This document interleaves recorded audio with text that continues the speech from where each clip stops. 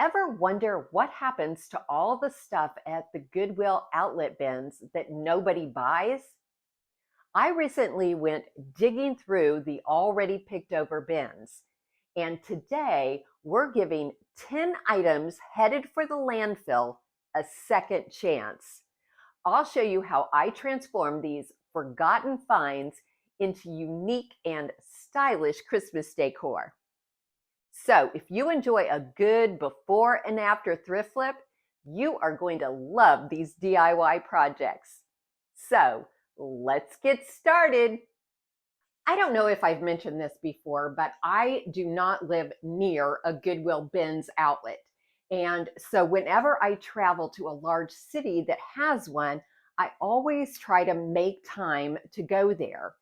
And this past weekend, we were in Fort Worth, Texas for a wedding. And this is actually the second time that I have visited the Fort Worth Goodwill Outlet. And it is a very busy, very competitive thrift store. And I did not have a lot of time to wait for them to bring out new bins. So I just looked through the picked over bins to find a few items that I could use in today's video. And so my challenge today is to use the items that I've found and transform them into attractive Christmas decor. So before I get to crafting, let me show you what I found. First, I have an empty frame. I have 2 books. It was actually pretty surprising. I did not see very many books at all. And when I've gone to outlets in other cities, there are usually a ton of books. But this is a beautiful leather-bound daily devotional that I may keep for myself, or I may give it as a gift for Christmas. And then I found this red book, and I'll use that in today's video. I also found some beautiful ribbon. This one is especially gorgeous, and I imagine I will use this in my foyer when I start decorating my house for Christmas. I also found this tin box that looks like some vintage tin tiles. And then my best find had to be this little leather suitcase, which is also full of some other small items. I have this modern metal frame with some spring flowers. This little piece of crochet work. I honestly do not know. Let me know if you know what this would have been used for, because it's a really odd shape.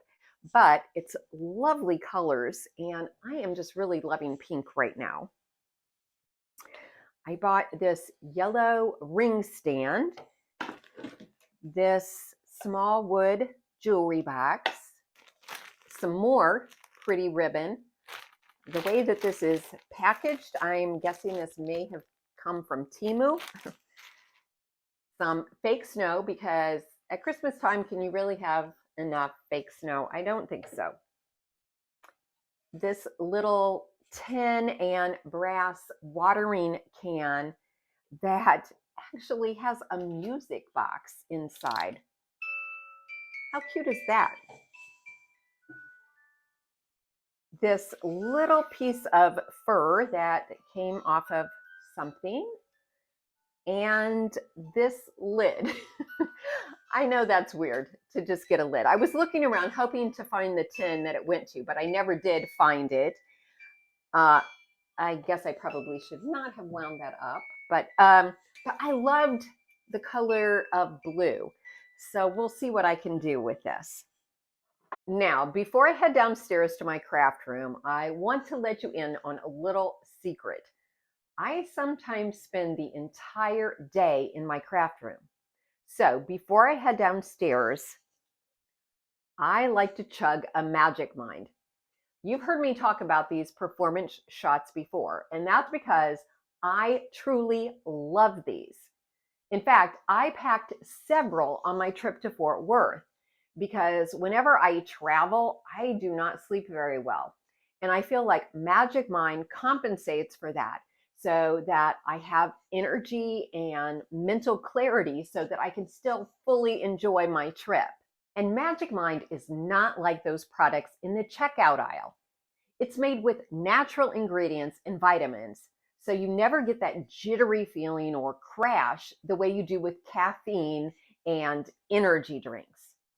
So, if you want to give Magic Mind a try, use the link in my description box and the code COTTAGE20, and you'll get 20% off a one-time purchase or 48% off if you choose to subscribe. My first idea for this tiny Afghan was to use it as a tree skirt for a miniature tree, but then I decided to use it to make a tree instead. I rolled up a piece of poster board into a cone shape. Usually I use tape to hold the shape in place, but this time I used hot glue for a cleaner look. I trimmed the bottom of the cone so it would stand level when upright. I also rolled up a small piece of poster board to add to the top of the cone to create a sharper point. To cover the cone, place it in the middle of the Afghan. Hot glue the top edge of the Afghan to the top of the cone and the bottom edge to the bottom of the cone. Cut the Afghan in a straight line between the two glued spots. Then hot glue the cut edge along the side of the cone. Next, determine how much of the remaining Afghan is needed to cover the rest of the cone and cut off the excess. Again, make sure to cut it in a straight vertical line. Then wrap the remaining Afghan around the cone, slightly overlapping the two edges, and hot glue it in place. Trim off any extra fabric along the seam. I cut a pom-pom off of one of the extra Afghan pieces and glued it to the top of the cone. Next, to add stability and weight to the cone, stuff it full of packing paper. To close off the hole, you can glue a cardboard circle over the bottom or cut a circle of styrofoam to fit just inside the bottom of the cone. If you want to dress up the tree and make it even taller, you can slide it over a candlestick and hot glue it in place. I could see a few of the seams where the poster board overlapped itself, so to hide them, I put a drop of hot glue on the seam and pulled the Afghan over it. Luckily, there were only a couple of places where I needed to do this. For a finishing touch, I hot glued a velvet ribbon to the top of the tree.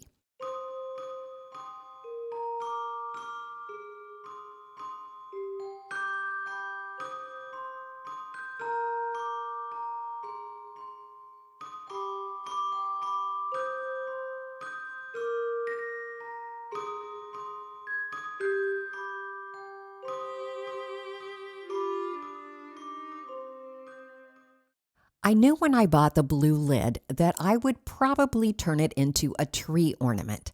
To highlight the pretty blue color, I used my Cricut machine to create a winter window scene by uploading and welding a deer silhouette to a window image. Then I cut it out in a size to fit the lid. After weeding it, I transferred it to the lid. You can sand around the vinyl edges just like with paper to create a finished edge that perfectly fits the lid. Because the back of the lid was rusty and very unattractive, I cut out a piece of scrapbook paper to cover it. Apply spray adhesive to the metal rather than the paper, and then press the paper into place, allowing the extra paper to cover the inside edges. Use pipe cleaners, ribbon, or trim to cover the lid edges. I hot glued small pom-pom trim around the outside and the inside to fully cover the rusty metal edges. To create a hanger, I slipped the ends of a loop of ribbon under the pom-pom trim and hot glued it back in place. At this point, I thought it looked pretty cute, but I also thought it might look even better with some glitter. So I applied spray adhesive to the front of the lid and then sprinkled on some iridescent glitter.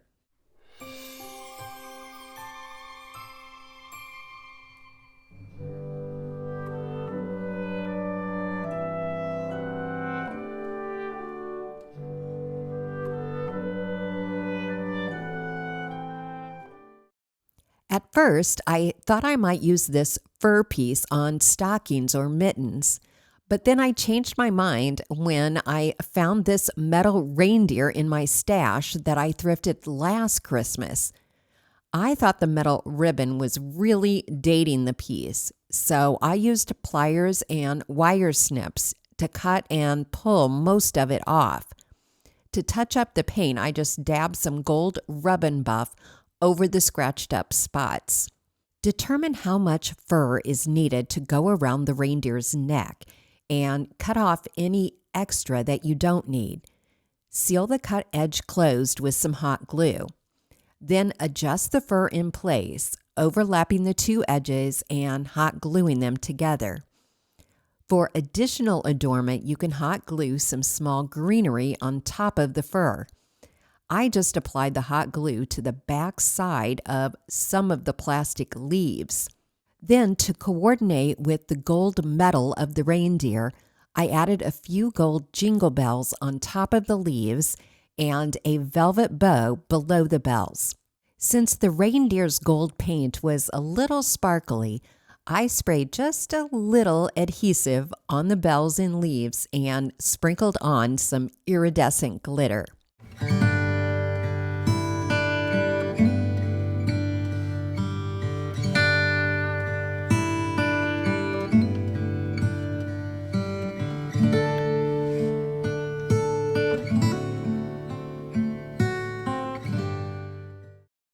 When I saw this tin box, I immediately thought it was the perfect container for a small tree. And it just so happened that I had recently thrifted a tree that was the exact right size.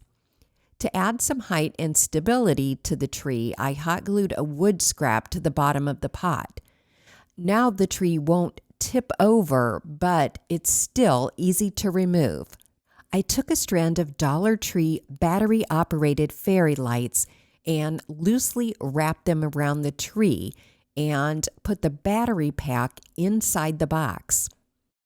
I needed a little twine, so I decided to use the twine from the top of the metal wreath. I removed it and then cut it into two separate strands. Then I began cutting up a small dowel rod into 2-inch sections. I took one of the sticks and put a drop of hot glue at one end. Then I took one of the pieces of twine and wrapped it around the stick over the hot glue. Then I added a drop of hot glue to the other end of the stick and took the second piece of twine and wrapped it around that end. I spaced down about 2 inches on both pieces of twine and added another stick. I kept adding sticks until I had created a miniature hanging ladder that was as tall as the tree. I had purchased a package of 4 mice ornaments at Hobby Lobby at 50% off, so the package was only $3, and I really wish I would have bought 2 packages. I removed the twine hangers from their hats and then arranged them on the ladder. And I put the light strand in their hands. I hot glued their feet or hands just enough to hold them in place. To finish it off, I just filled in around the tree with pillow stuffing. No fake snow or glitter this time.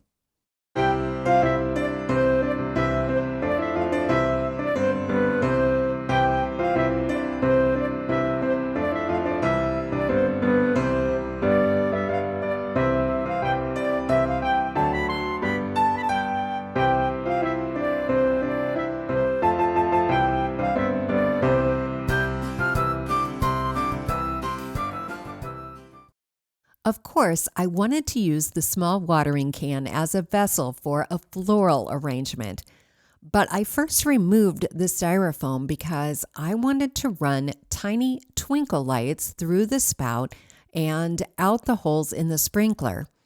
However, the inner hole had been covered with some kind of heavy-duty glue that I just could not remove. So instead, I decided to run florist wire around some tiny wood snowflakes, and I pushed the ends of the wire into the sprinkler holes. Then I hot glued the same styrofoam back into the can. I wanted to add rustic elements to the can, so I started with a metal cardinal ornament, and I just used wire snips to cut off the ring on its back. Then I cut apart some greenery that included dark red berry stems and some rusty jingle bells. After adding the stems to the can, I filled in an empty spot with a couple pine cones from my yard and then filled in any remaining spots with moss. I sprayed the greenery with Mod Podge spray glue and then sprinkled on some of the fake snow. However, the Elmer's Craft Bond spray adhesive works much better than the Mod Podge spray. I pulled out one of the ribbons from the bins that I thought coordinated nicely, tied it in a bow, and wired it to the handle. I still needed to attach the snowflakes to the sprinkler, so after I pushed the wire several inches through the holes, I hot glued the holes closed. Then to disguise the hot glue, I covered the sprinkler with some fake snow. I also tried gluing some fake snow to the wood snowflakes, but for some reason it didn't want to stick very well. So instead, I sprayed them with adhesive and pressed them into iridescent glitter. I also added a couple glittery snowflakes to the greenery arrangement.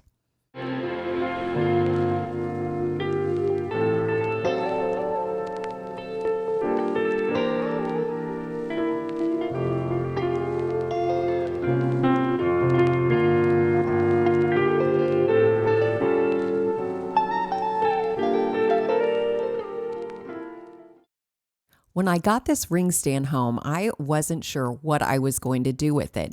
So when I don't have a clear idea, I just start working on it and hope that I get some inspiration. So I started by knocking off the center rod, which ended up making a hole in the center. But the hole actually gave me an idea. I painted it with some gold acrylic paint to emphasize its crown shape.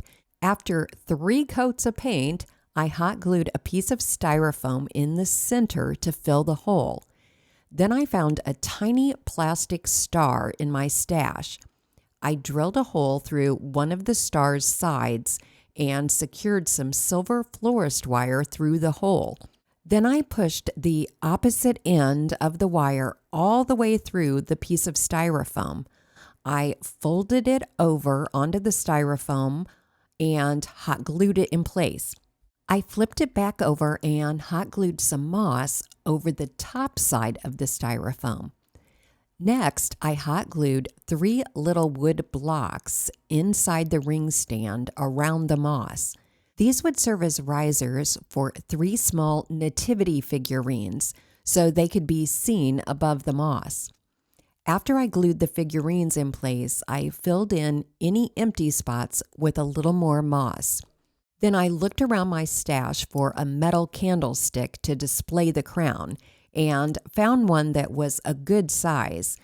I used Gorilla Glue clear gel to permanently attach the crown to the candle plate. There was a pretty green velvet ribbon in the bag from the bins, so I cut off a long strip to tie in a bow around the candle stand below the crown.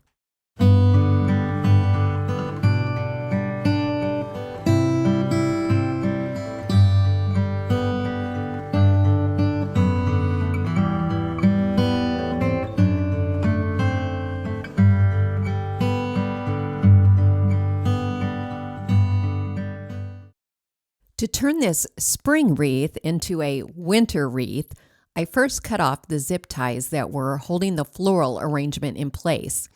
I really wanted to take advantage of the openness of the wire wreath frame, so I found a faux branch in my stash. It was too big for the small frame, so I used wire snips to cut off just 2 branches to use. Then I pulled out a package of zip ties from Dollar Tree to use to attach the branches to the metal frame. I usually use florist wire, but these zip ties worked really well. However, I did use florist wire to attach some of the smaller branches to the top and side of the frame because the wire is easier to hide. I used another zip tie in the bottom corner to attach a couple pine stems, and then I wired 2 small pine cones in that corner to cover the zip ties. For a hint of color, I pushed a stem of berries behind the pine cones and hot glued it in place from the back side. Next, I used the wires attached to a fake bird to secure it to the top of the metal frame. And I grabbed another piece of ribbon from the bag that I bought at the bins and added a bow to the top of the wreath. I pulled a piece of the ribbon to hot glue in the bird's beak.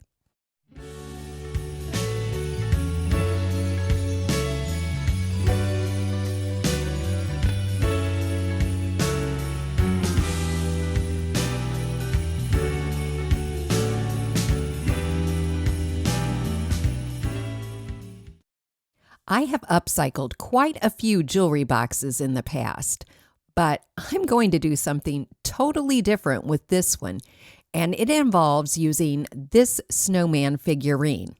I wanted to remove his hat and scarf, but unfortunately there was so much hot glue that a piece of his head broke off. However, that didn't stop me because I knew I could fix it. I used Gorilla brand super glue to make the repair and filled a tiny crack with a little more of the super glue. Once the glue was dry, I painted over the repair and repainted the entire snowman with some off-white chalk paint. I took the jewelry box outside and sanded off the top paper design and lightly sanded the sides.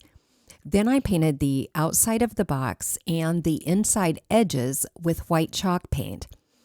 At this point, I decided I wanted to recover the inside, so I pried off the lining. The lining in both the lid and the bottom portion came off in 3 pieces. I then used these pieces as patterns to cut out pieces of scrapbook paper to use in their place. I even used the original fold lines to create fold lines on the scrapbook paper.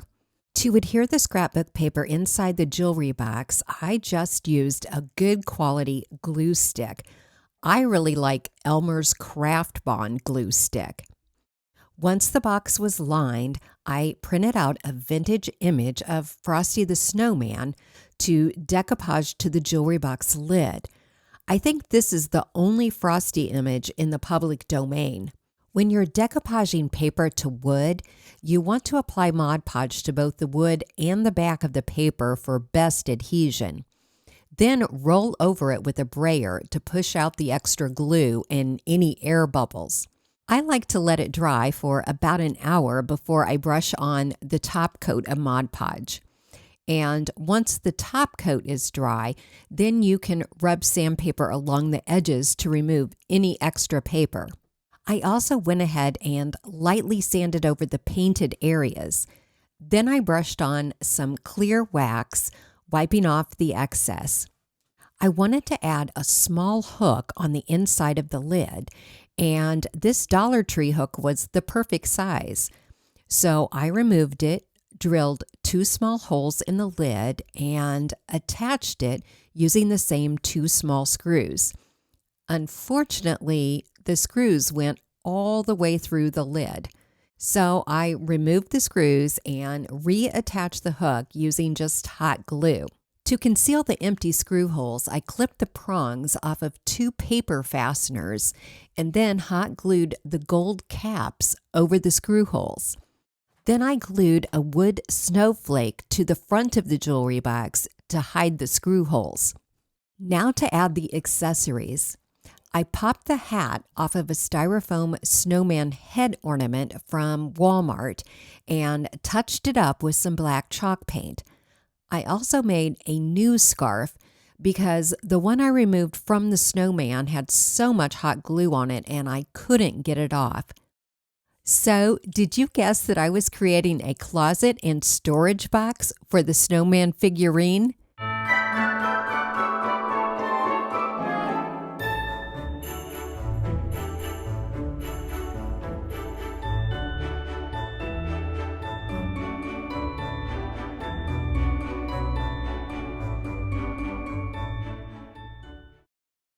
I have a really easy and versatile idea for turning an empty picture frame into Christmas decor.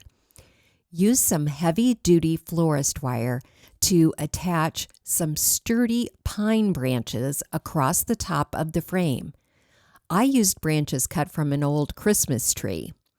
Wire the branches to the top and the 2 sides. Then choose some items to hang from the branches. I'm using pine cones.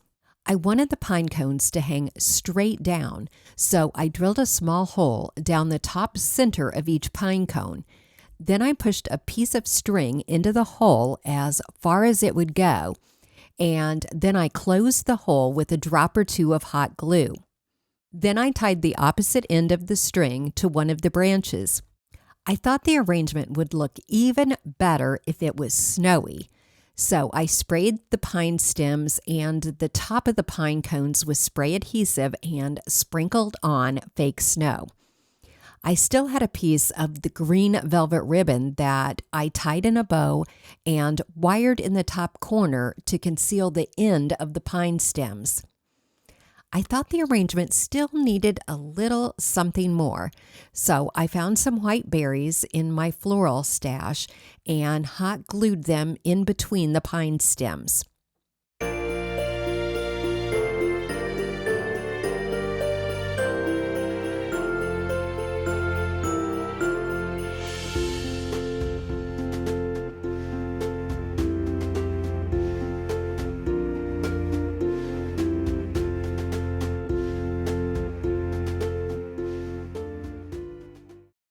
This cute little suitcase first needed a good cleaning. There was a stripe of tape residue across the lid, and I was able to get most of it off by spraying it with Goof Off and then lightly and very carefully scraping it with a razor blade. Originally, there was a tray or divider across the top of the inside of the suitcase. So I cut a piece of hardboard from an old picture frame to fit in that spot. And then I cut a piece of foam board to the same size, which was also the size of the inside of the lid. I was going to print out a Currier and Ives print to adhere to the foam board, but since I needed a picture larger than 8.5 by 11 inches, I used a Currier and Ives calendar print that I had previously thrifted instead. I adhered the print to the foam board with glue stick, rolling a brayer over it to assure good adhesion. I didn't want to permanently attach the print inside the suitcase lid, so I just used a piece of double-sided foam tape to hold it in place. Then I placed the sheet of hardboard inside the suitcase and topped it with a piece of polyester batting. I sprinkled some fake snow over the batting, and then I added a few miniature trees and a Currier and Ives ceramic house that was a lucky thrift find from 2 years ago. When I trimmed the Currier and Ives picture to fit the foam board, I cut off the strip of paper with the name of the print. So I decided to glue that piece of paper to a strip of ribbon from the bins. Then I just loosely draped the ribbon across the front of the suitcase. I love that I can store all the pieces inside the suitcase to use again next year.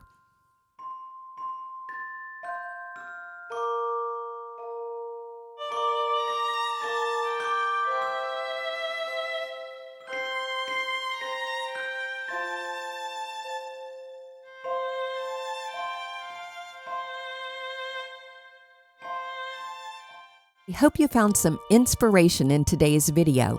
And if you'd like to see more Christmas DIYs using items from the Goodwill bins, here's another video you may enjoy.